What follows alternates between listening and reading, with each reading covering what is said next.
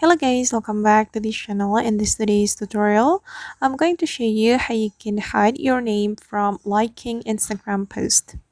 Okay, let's get started guys. Here I have opened my Instagram application, and first thing first, we need to open the Instagram setting. We can go to our profile and click on this three lines on the top right to open the Instagram setting, and then you just need to scroll down a little bit until you find the likes you've made option. And here we can turn off this likes you've made feature. If you want to hide your name from liking Instagram post, you can choose this one. Don't allow anyone to see likes, and right after you choose this option, your name will be hidden from liking Instagram post.